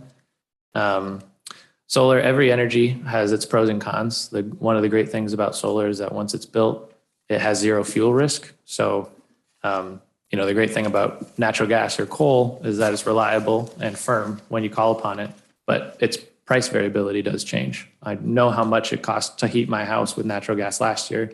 I don't know how much it's going to cost to heat my house with natural gas this winter. Conversely, solar is variable. The sun comes up, the sun comes down, but that doesn't mean it isn't predictable. Solar energy, its profile of when it generates the most electricity from June to September is when we in the Midwest use most of our electricity, when we're air conditioning our homes and using our refrigerators. We also design our projects so they don't require any public utilities from the community other than interconnecting to the already existing electricity grid. So no water will be used on site. And a typical 4 megawatt Illinois project will create over 10 million kilowatt hours of electricity per year, which is about the consumption of 750 average Illinois homes. And the amount of carbon that it would reduce compared to existing generation in the state is roughly equivalent to taking about 1,600 cars off the road. So just wanted to highlight those benefits to the state. Zooming in on the next slide to more about what benefits bring at a local level. These projects bring an increase in property tax revenue to the local community. They also provide annual reoccurring payments. We lease the land from the landowners, so the project will be built, have its life, annual payments to the owner of the property, and then the project will be removed as per our decommissioning plan, and the family retains ownership before and after the project. We've already talked about this a bit, but between jobs and labor and local spending, there's also indirect benefits to the community when the project is under construction. Moving quickly to the next slide, I think this slide helps kind of break down what a community solar program looks like. Once the project is constructed, customers of ComEd will be able to volunteer and subscribe to the project, typically on the kilowatt hour basis. And when they pick up that kilowatt hour block, they lock in that price, which is typically around a 10% discount from what they're currently paying on their monthly electricity bill per kilowatt hour. So looking across a solar array, each panel is roughly 500 watts. If you subscribe to, say, my home in Madison, Wisconsin typically uses 8,000 kilowatt hours every year. If I were to subscribe to a community solar project, which we do, if I were to look at an array like this, I would probably be paying for, 8 panels worth of generation. So just to kind of put that in context. I'm going to the next slide. Senate Bill 486 was passed in 2018, and it provided clarity on what the tax assessment for solar values are. Instead of it being a per acre basis, they made it a per megawatt basis. So it's $7,000 per megawatt. So a 4 megawatt project like we're proposing would generate roughly $28,000 a year in tax revenue to the community. And over the 30-year lifespan of the project, that would be roughly $750,000 of generated tax revenue, in addition to the land not being rezoned from agriculture. So moving to the next slide. One Energy commits on all of our projects to install pollinator habitat once the project is built. And we commend Lee County for requiring that as part of the solar ordinance. We've talked about this, I think, at length, so I won't stress it, but the low growing species that we choose are specific blend for each site based on soil and water conditions. None of the species we choose grow above 36 inches tall. Otherwise, they could potentially shade the lower side of the panel when they're at full tilt. Typically, it takes 2 to 3 years for this native vegetation to get established. So during that time, it's a more regular mowing schedule and limited spot spraying by our vegetative maintenance contractor, which we tried to spell out in the narrative. But then after year 3 or 4, the native plants do a good job of suppressing noxious weeds and only typically then need to be mowed once or seasonally. Moving to the next slide, I think we've recovered the site plan pretty thoroughly. I just wanted to highlight a few things that this project is proposed in two 2-megawatt phases for a combined total of a 4-megawatt project within the 30-acre development area. We've noted all the setbacks, and I just wanted to call those out for clarity's sake, including the fact that we are designing the project to go above the 400 feet from a dwelling and not putting a panel within 400 feet from a neighboring outbuilding. We've talked about going to the components of the solar projects on the next slide. This project would use bifacial solar panels, which is glass on the front and back. So on that picture there, you can kind of see the backside. On the picture on the left side of the slide, you can see a backside image of what those panels look like with that glass backside, which in the Midwest does particularly well in the wintertime. Our days are shorter, but when we have snow cover on the ground, it actually increases the production of those shorter days, which helps slightly offset the shorter daylight hours. And comparing that to a project pictured on the right side, which shows you that's a project in northern Wisconsin with snow on the ground. But you can see that the backside of the panel is that white plastic, which those older panels, those monofacial panels, didn't have that snow gain. We've talked about the other components. So the solar panels would generate electricity. They would have wiring on the underside of the panels running along the racking. And then that wiring would run into inverters, which are located centrally in the project, which are shown on the left side of that next photo, with me standing next to one. Those inverters are pole mounted. And so that is what changes the direct current to alternating current. And then that alternating current then goes into a transformer, which is that green box on the right-hand side. It's similar to what you'd see outside of a Walmart. And that transformer steps the voltage of the project up to match the distribution line running along Reynolds Road. Going to the next image, I just wanted to highlight a few things that One Energy does to try to emphasize the local benefits for these projects. We've already talked about the community solar piece and the residential bill credit. We are connecting the project to ComEd's existing distribution system, and we have an interconnection agreement with ComEd that would confirm that this project could interconnect to meet the minimum daytime load that's currently coursing through that distribution circuit on Reynolds Road. We also mentioned this in the Q&A, but these projects, putting them closer to load, helps improve the overall resiliency of the grid. It makes us less reliant on those transmission lines that are bringing power from counties or sometimes states away. And then finally, I just would like to, something that we do is when we build these projects, we usually buy 1% extra of solar panels, just in case of breakage or during transit or construction.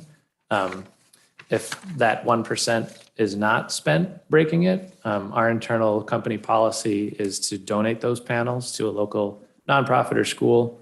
We got a couple of pictures there on the last side. I'm from Ashland, Wisconsin, and so we donated panels from a project we did near my hometown to the New Day shelter, and that's the image there on the right.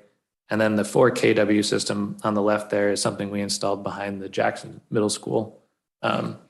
And that's important to One Energy because we think these projects offer an opportunity for local education. You know, frankly, before I started this job, I didn't know where my electricity came from.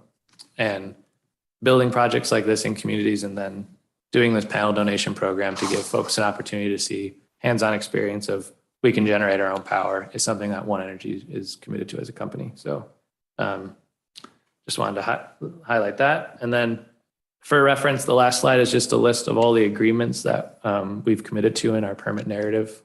We think we've reviewed these pretty thoroughly tonight. But if anyone has any questions about this, more of a reference slide, my contact information is there on the final slide. So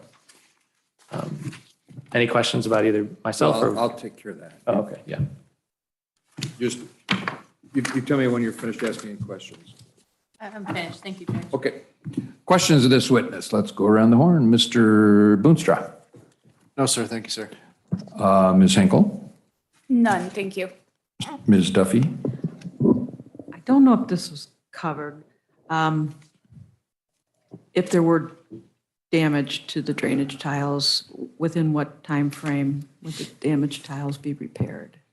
Yeah, typically we repair the drain tiles as soon as damage is noticed.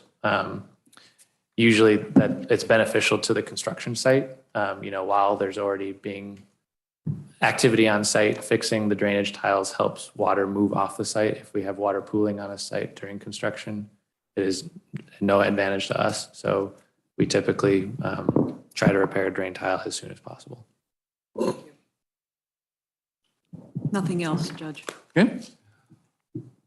Board members, Mr. Forster, No questions. Mr. Burrow. Yes, you mentioned the number of partners or investors, whatever. Roughly, how many do you need for this size project? So subscribers, yes. Typically for a project like this, that's a mix of both commercial and residential subscribers that are served by ComEd. So for a 4 megawatt project, I would guess roughly a 500 subscribers would probably be needed to fill up, with an average of 8 kW per subscriber, is what I would guess. Okay, what time frame do you work with to get this number of subscribers in? Yeah, so right now we have an interconnection agreement with ComEd. If we're to receive a permit from Lee County, we would then submit this project into the next community solar program with the state of Illinois. The next kicks off in November. If we are selected out of that program and receive a renewable energy credit, that's when we would start the subscriber search, and then fully subscribe the project before going to construction. In your previous projects, especially with Illinois, how long did it take to get that subscriber list put together? Yeah, it's in the past projects we've contracted out. There's companies that do specifically that work, because it's not just the initial sign up of subscribers, but then maintaining those subscribers over the length of the project. It's kind of, the term is kind of churn. People drop out or move or put solar on their own home. A lot of the people who subscribe to these projects either don't own their home or live in a shaded home that can't put solar on. But even without that, there is some drop in and out of the subscriber model. And so we hire that company to maintain a full subscriber over the life of the project. Okay, thank you. Yeah. That's all. Mr. Pratt? So project 1 and project 2, Mm-hmm. are they built at the same time? That would be our preference. With a project like this, it's a kind of economies of scale. Building 4 megawatts at one time is cheaper than building 2 megawatts at different times. But the reason we designed the project this way is to try to be as flexible as possible with the community solar program. They capped the project program previously it was capped at 2 megawatts. And we plan to move this project forward with 2 megawatt submissions to the program. So will they be built at the same time? That would be our intention, but there's a chance that based on the feedback from the program, maybe only one is rewarded a renewable energy credit. So we would build that one first and then hold on the option to build a second one at a later time. In your testimony, and I kind of wasn't paying attention enough, you mentioned about the wiring. You said from the panels to the inverters would be underground as opposed to hanging it somehow, you said? Yeah, so the wiring along each row, regardless of system, is going to be wiring that's hanging on the underside of the panels as it goes down those north-south rows. When that north-south row gets to one of those pauses, it kind of looks like a breakage in the layout, that's when, instead of going along underside of the panels, the wiring turns east-west to go to the inverter. And that's when you have 2 options. You can either bury it at the end of the row, which is our preference, or you can hang it in it's like a metal frame, which I think I noted in the last application that was in front of the committee. And that metal frame hangs off of each pile at the end of each row, and the cables cluster into that frame and run along the end of the row. So which one are you going to do? We would prefer to do the buried model. it's a little bit more upfront cost, but the wiring isn't exposed to sunshine, which degrades the wiring coating. And then also by burying it, it's easier to maintain the site. You know, you don't have this wire, you know, you can go up and down each row. It's not like there's a dead end at the end of the row where there's a wire crossing the row. So on your, on your site map here that you provided us, Yep. I don't know if you can explain, to the east, you have a boundary line, a red boundary line, and then you show a 15-foot property setback. Yep. In the south, you have a 100-foot setback. But then your 20-foot fence setback is from, the fence will be built around the solar panels? Is that the way this looks? That's correct. That is, the fence is indicated with the blue line that has blue circles within it. So the area in between that fence and the property line, what's the plan for that? We would work with the hope would be either the project is everything within the fence line will be part of the project. Everything outside the fence line would be farmed. So how many acres are under panels? 30. But the 112 acres is more than the red line, correct? That's the 112 acres. That's correct. Yeah, the 112 acres actually goes, our engineers truncated this line and it goes beyond that southern boundary. I think they truncated this line to show that the western boundary, the eastern boundary, and the northern boundary are all the parcel boundaries, but the parcel goes further to the south, but they left that off the map just so you could get the appropriate detail. So the distance between the fence and the east property line is part of the project site or the parcel? The project parcel. Is part of the project parcel. So yeah, we would have no plans to include that in the project development area. And the reason we put those setbacks on there was we just wanted to indicate our interpretation of the zoning ordinance where it's a 100-foot side yard setback and rear yard setback, but then only a 15-foot setback from a shared property boundary because if you'll note, the parcel to the east is also owned by the Sollenberger family. Yeah. Okay.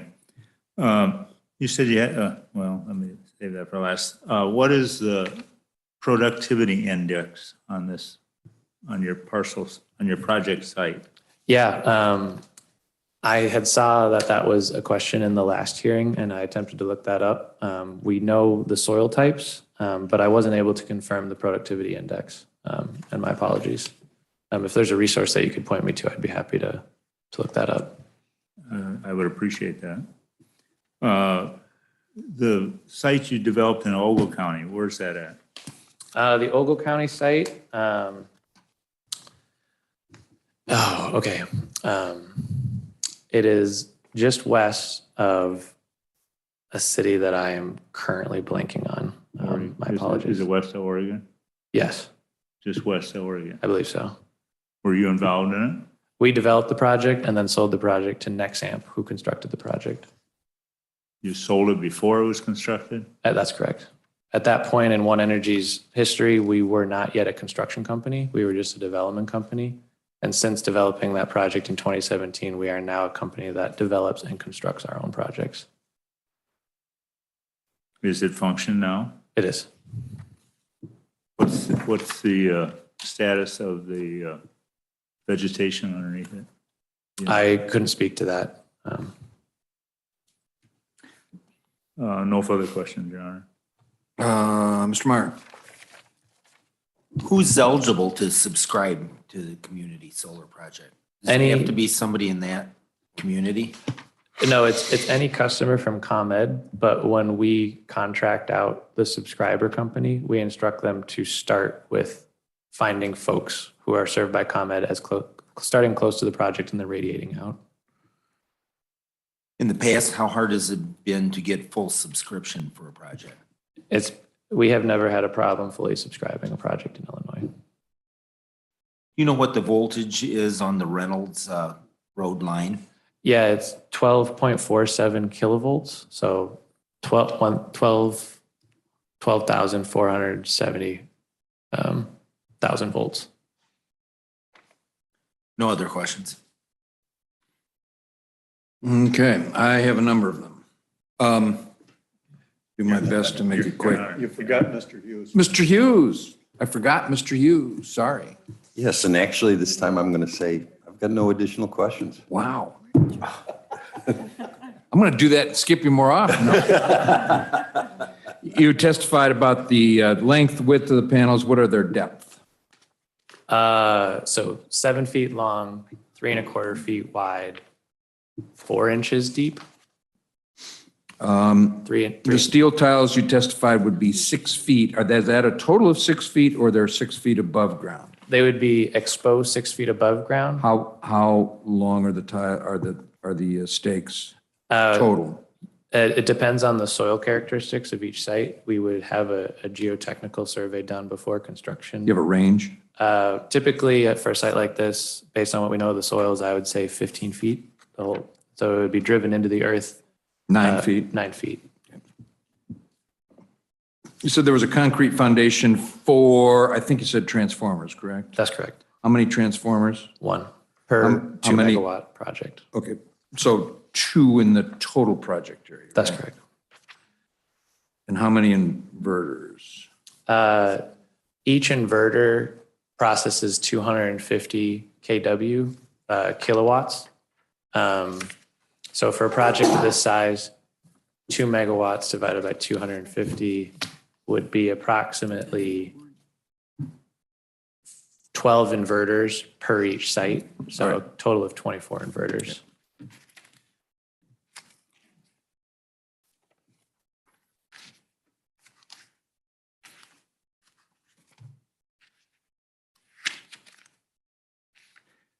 When you were asked about Franklin Grove, you said you advised the mayor of the project, and then you said they had no objection. Who is they? The mayor. So it's not they, it's he? He. Okay. So as far as you know, they didn't take it to the village board? Not that I know of. Not that you know or aware of, okay. He asked if we would be in need of a gravel contract. Okay. Well, you indicated in your testimony that on a subscriber would get credit on his or her electric bill in the amount of their subscription. I think I know the answer to this, but I want to make sure. That does not mean, does it, that you can subscribe to as much as you want? In other words, Forest Hawk couldn't call up ComEd and say, I want 100% of Agolinas. That's correct. Yeah, it's What amount, what's your max? It's relative to how much electricity you consume. So I participate in a community solar program at my home in Madison. Like I said, we consume about 10,000 kilowatt hours every year, and they allow us to subscribe up to 80% of that. So we could subscribe to 8,000 kilowatt hours a year. Do you know if that's the same rule ComEd has? The 80%? Off the top of my head, I do not know. Okay.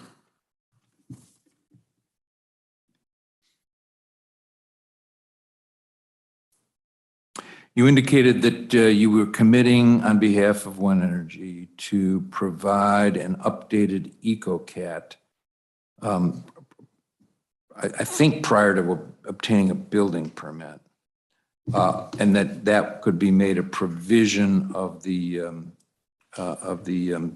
special use. However, would you be willing to commit that the provision be that the EcoCat show no listed issues? Yes. Yeah, that's what that's what our current EcoCat shows.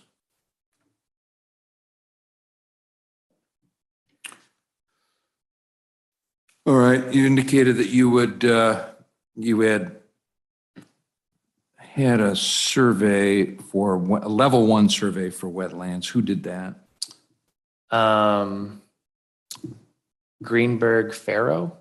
They're a company we hired out of Chicago. You know if the Berg is BE or BU? Yeah, Green, BERG, all one word, second word, Faro, FARROW. And then you indicated you would commit to having a level 2 study, and I forget if you said before a building permit, but a commitment doesn't say much unless there's a commitment that will the commitment be you won't build in a wetland if the level 2 shows a wetland? Typically, when we find a wetland on No, site, I'm not trying to be difficult, but not typically. Okay. You're making a commitment. we commit to put no impervious material over a wetland. So that would be the driveway, the inverter pad, conduit. We sometime, when we build a project, we span a wetland, driving piles on either side of it. Thank you. Okay.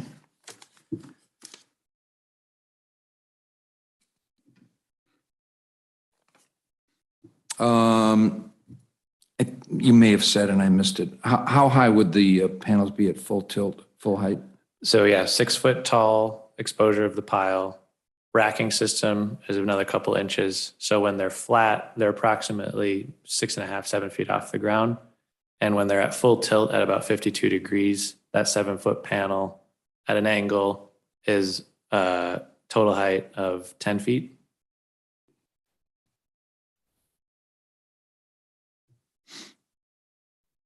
Thank you. We were talking about the lines, and I got confused. The lines between panels would not be buried underground, correct? Yeah, so Okay, so is that correct? that's correct, yes. What are what's your word for those lines? What are they called? The ones just between the panels? Strings, Strings. stringing the panel, multiple Thank you. panels together. Okay, then the lines at the end of the rows, which you would prefer to be buried, I understand. What's your word for those lines? Conduit. Thank you. Okay.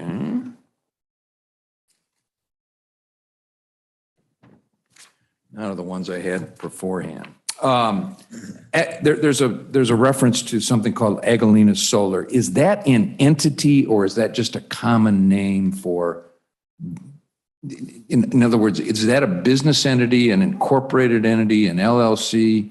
Or is No. it just a common name you use to describe something out by Franklin Grove? It's just an internal project name that we use to Okay. refer to the project. It's the scientific name for blazing star, which is a type of flower we often use within the project. Okay. So that's just internal. Yep. Did you provide either in your materials submitted or Ms. Duffy with a certificate of good standing for One Energy? I don't know if I did. We do have One Energy Development LLC has a certificate of good standing in the state of Illinois, and we'd be happy to provide it. I don't think I did. Okay. In your narrative, and by the way, my compliments to whoever came up with that word, because I like it much, just my personal preference, like it much better than application. We try and distinguish around here between a petition and an application. A narrative is a beautiful word. In that narrative, the word shall is often used. When you use that word, would you agree that it sounds like you are just sort of parroting the Lee County ordinance? Yes. For purposes of your commitment to be bound, can that word be interpreted as that's something you will do? Yes. On page 1 of your narrative, you indicate this is being built in Bradford Township, but on page 2 it says Franklin Grove. I assume the Bradford is a Scrivener's error. That is correct. The community solar machinations, for lack of a better word. You sell your electricity to ComEd, right? Correct. Then ComEd gives you some sort of credit for the electricity you've sold them, right? That's correct. And then a portion of that credit you apportion among subscribers, correct? Incorrect. Okay, go ahead. We will sell the electricity to ComEd, and ComEd is therefore responsible to delivering it to their customers. One Energy is metered as that electricity flows onto ComEd's service territory, and that meter information determines what we receive as a renewable energy credit from the state of Illinois. It must be thick. So that determines your credit. You don't get any money from ComEd? We also, on that renewable energy credit is the vast majority of the value of the project, but it is on top of a lower purchase price agreement that. So you do have a PPA with ComEd? That's correct. And then you get the energy credits? That is my understanding, yes. All right, and then the subscribers get what portion of that? The tax credit portion? Subscribers to a community solar project, unlike if you put solar panels on your roof, you are not eligible for an investment tax credit. Right. But they do receive a bill credit, which is a discount. Which is a function of what? It is a discount. So when you look at your monthly energy bill, you'll see what you typically pay and how many kilowatt hours that is. And then underneath that, you'll get a credit for how many of those kilowatt hours came from the community solar project. Is that like a credit? So it's a formula ComEd develops? Yeah, that's correct. Okay. Thanks, I got it. There was, the reason I ask is there was an indication in a prior project that somehow One Energy, well, that developer would bill the customers for their electricity used, and then ComEd would give them a credit on their bill, but that's not the way it works. ComEd bills out the whole amount of electricity a consumer uses and then gives a credit for the portion that came from One Energy. Is that correct? That is my understanding, but I don't want to, Okay. it is not particularly part of my job. And I understand, but I want to make sure that there's not, a consumer doesn't have to worry about two bills. He just gets one bill, he or she. That is my understanding, but Okay. not being a ComEd customer Got and it. not being part of a subscriber company, I don't want to. Fair enough. So. Okay, answered that.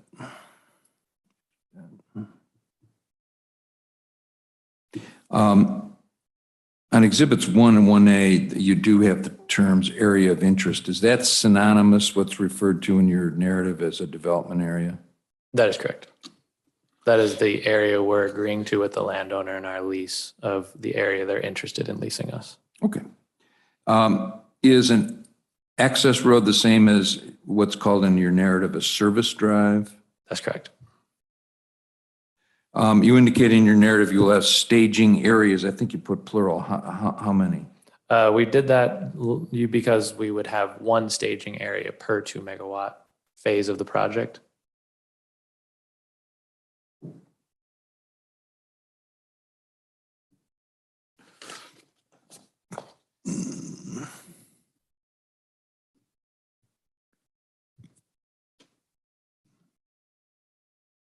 You said the panels would be arranged on a north-south axis. Is that right? That's correct.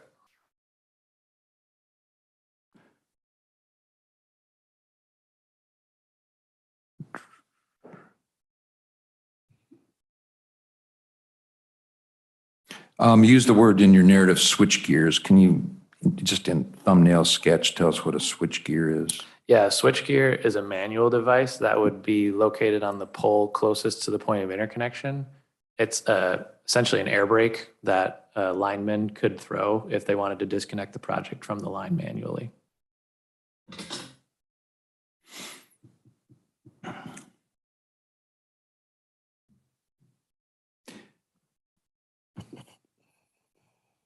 When would you determine the size of the concrete foundations?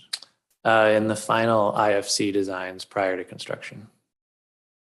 So prior to it being issued a building permit? That's correct. I mean, for purposes of this hearing? Mm-hmm.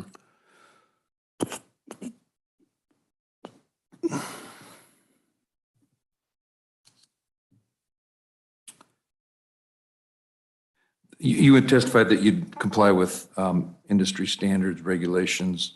At last count, we've heard about 14 of those standards. Does that sound about right? Yes. Okay, and you'd comply with those? Yes. On page 8 of your narrative, you used 8-foot high woven wire. And on page 5, you said a minimum 6 feet high woven wire fence, which is correct. We would commit to 8 feet.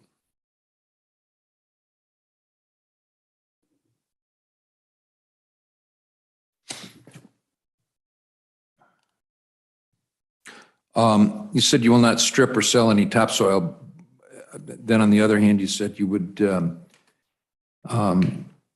strip, well, I don't think you used the word strip, take off 8 inches of entrance to make the entrance road. The excavation would be 8 inches. What would be done with that soil? Yeah, no soil would leave the site. The 8 inches was specified typically as what we expect as part of the substrate of the gravel road, but no soil would leave the site. And so what would be done with it? Put in a pile? Yeah, it would be leveled out across the site. Typically in the laydown area is usually where it's put to level it out. You told Mr. Pratt that you didn't know the productivity index. Do you know if any of it's been classified as prime farmland? I looked up the soils and off the top of my head, I can't recall. I know I looked it up. My apologies. Do you know the LISA score for the parcel or the development area? I do not.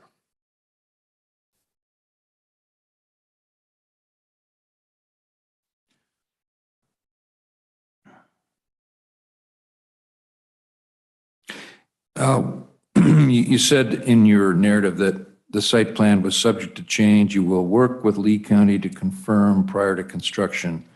Does that mean prior to obtaining a building permit? That's correct. To your knowledge, are there any nearby platted subdivisions? No.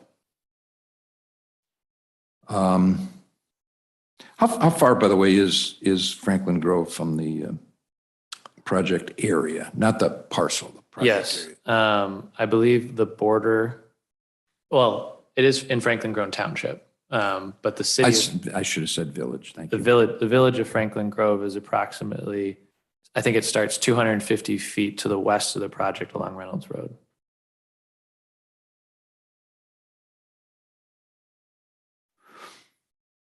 Is the topography, I couldn't find a scale. Does the topography map show 2-foot intervals? That's correct. Yeah, you'll note on the bottom of the site plan. I just couldn't find it. 780 to 782 to 784 to 786 on the middle bottom of the site plan.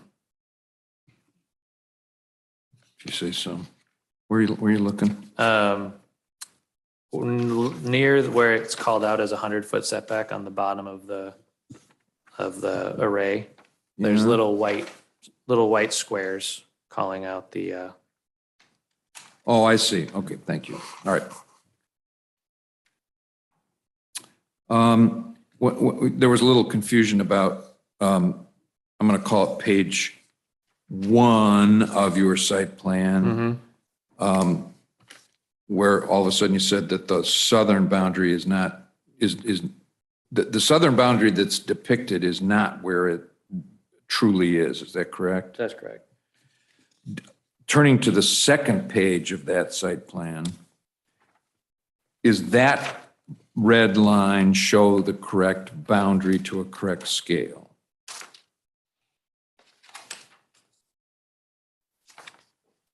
No. Okay. What does it show as opposed to 1? I believe it's the same. You'll note on the bottom right-hand corner of page 2, you see the parcel line continue. And I think it's mislabeled as parcel boundary. It should be referred to as, it is neither the project parcel nor the development area. It is a area that's been called out by our engineers incorrectly as the parcel boundary. So excuse the terminology, but it's sort of meaningless in terms of a boundary, correct? That's correct. It is the east, west, and north match up with the project boundary, but you'll note the project parcel boundary, but the project parcel continues to the south and the red line does not. I believe they truncated it for a purpose that is beyond me. To your knowledge, is there anything in the materials that shows a correct representation of the project parcel? On page 1 of narrative, there is a picture of the project parcel Page 1. in the summary, I believe.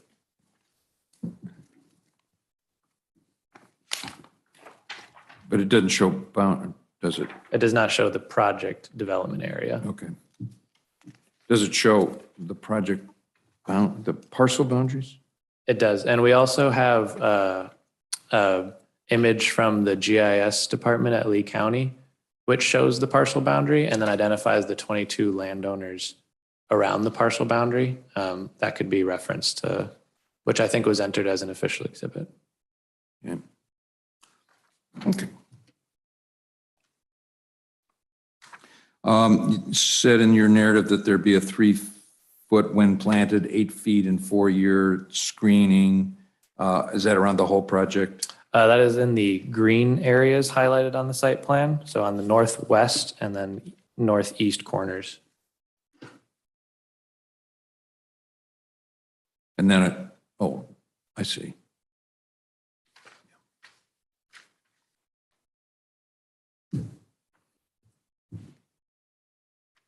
Okay. You indicated in your narrative that you did not have any water requirements, but then a few sentences later, you say that it would need to be cleaned twice a year with water. So would it be correct to say that you do have water requirements? No, if I said that, I misspoke. There would be no cleaning required and no water requirements for the project. No washing off once a year, once every? No, in more arid environments, that's required. Projects in New Mexico require a washing, but in the Midwest, we get rain frequently enough that the productivity of the panels isn't impacted.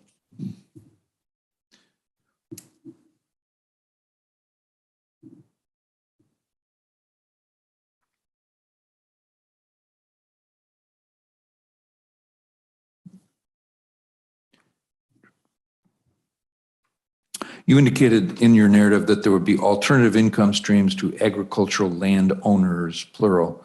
Who besides the lessor would benefit from that income stream? Oh, just the lessor. That was more of a broader statement about solar projects in general.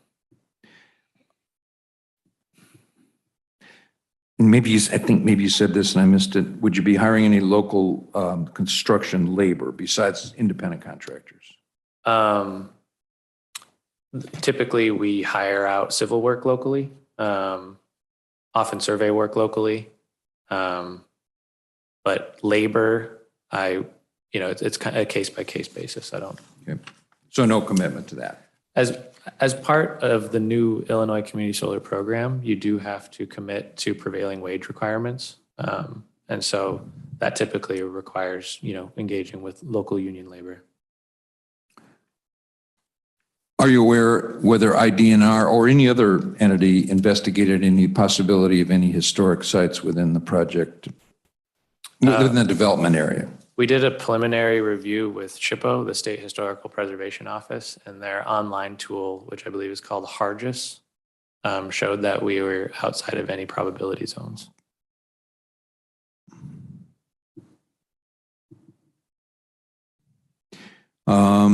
Is there a natural resources inventory report from Lee County Soil and Water? If you know. I do not believe so, but we'd be happy to commit to that as a condition to the permit.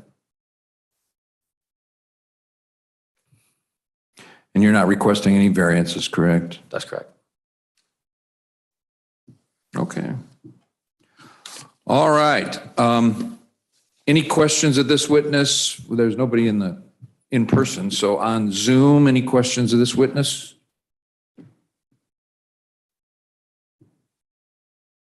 Give you 30 seconds to, or not 30, 10 seconds to put a raised hand icon. Yes. Okay, I do have. Well, wait a minute. So you do have a question or questions? Yes. Would you state your name, please? Aaron Baker. Baker. Correct. All right. Questions of Mr. Howe? Yes. There's actually quite a few. Well, if you have quite a few, if you're going to take as long as I did, and I recognize I took long, let's. No, you asked the questions that I was going to ask. But I do have a couple other ones. Okay, couple's different. If you have a lot of them, we're going to wait till next time, next day, next evening. Okay. But if you only Would have a that be couple, better? if you only have a couple, that's great. Okay, Which is it, a couple or you have a number of them? Well, there's quite a few. All right.